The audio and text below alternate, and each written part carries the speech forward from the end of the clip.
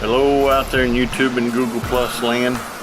Fixing to go camping here pretty quick. Gonna make some of my little fire biscuits, my hockey pucks, cookies, whatever you want to call them, my fire starters. So hang in there and I'll get right back to you and show you what's going on. Hello out there, subscribers and friends. This is Surviving 2 coming at you with another video.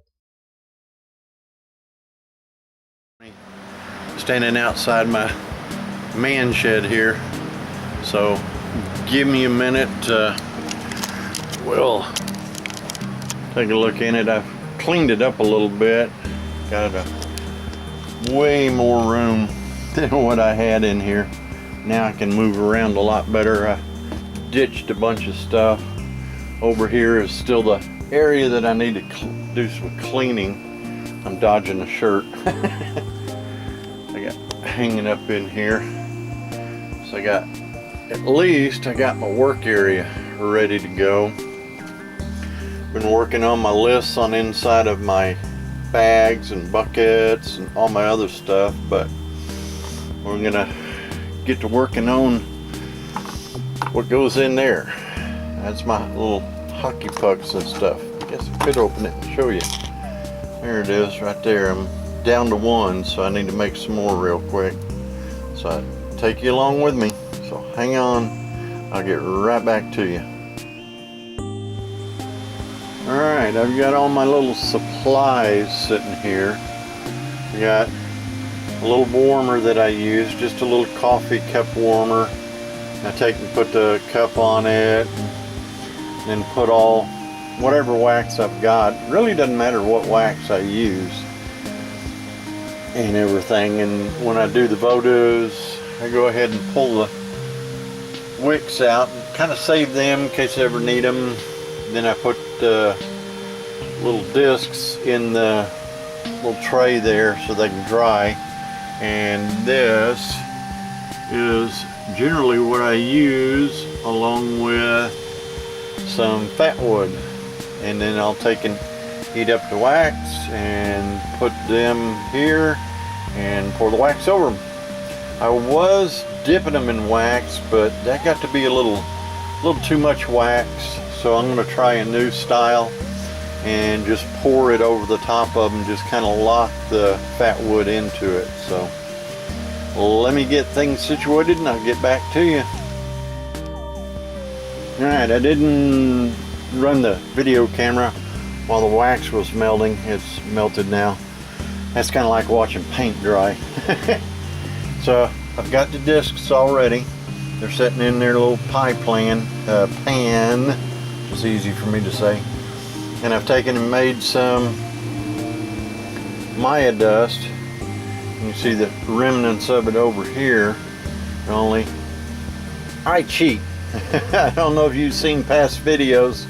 I take and split up my fat wood, and then I'll take it and chuck it up in a drill, and then I'll take it and stick it in this pencil sharpener, and it makes for pretty good Maya dust.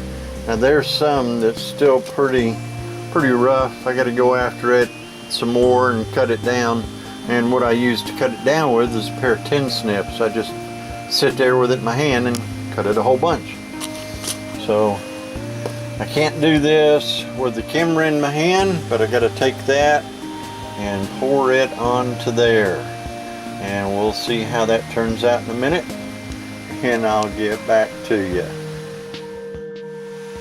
Okay, I'm all empty in there. Got everything poured out for the most part. You can see I've made more before. Some Maya dust in there with them. So I got them all covered. Now once they set up and dry real good, I'll take and shake some of that off of them, which is some of it's loose, some of it's still attached. I poured it over them to begin with as best I could, and then went back and kind of touched up the little areas that I didn't get with the wax, so that way they're all fully protected. And these little puppies, you can take them and drop them in water and pick them back out and still be able to start a fire with them. So Alright, let them dry a little bit, and then I'll have them out in my hand and we'll see how that looks. Alright, there they are. I took them and got them to release from the pan and then turned them on their side, kind of shook them out over the little container where I keep the rest of it, and I just kept the rest of it that's on there, so that'll work pretty good. Now all I do when I go to start a fire is pick the center of it, get the threads up, and I can use fire steel to start it with, and these things will last about 10 minutes or better, long enough to get a good fire going. So right now, like I said, to get that down, I'm doing a pencil sharpener, then I take a pair of tin snips after it and cut it all down to that fine dust, or fine chips I should say. If I had an old blender, that would go a lot easier rather than the tin snips, but I don't have an old blender yet. One day I'll run across one in a garage sale or something. So there's all the little bits and pieces. I'll stick them in my kit and be ready for camping. And that's okay. Got all my hockey pucks put in my little container. I made more than I needed, so I got one extra one. I'll stick it aside somewhere and use it later. But I was sitting here making some actual Maya dust and thought, well, yeah, I should put that on video. So that's it right there, compared to my chips that I use on my little hockey pucks or cookies or whatever you want to call them.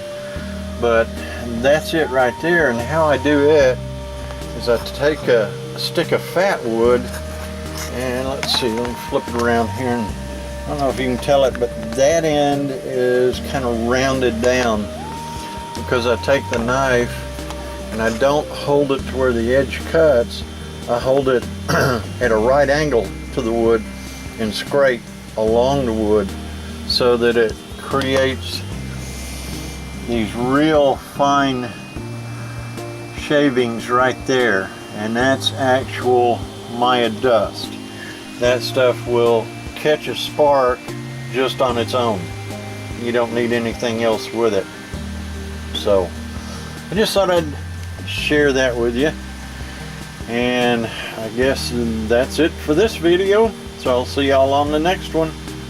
Y'all take care out there. Later. I want to thank you for watching this video, and I hope you enjoyed it. If you want to see more in the future that I put out, just subscribe. Until then, later.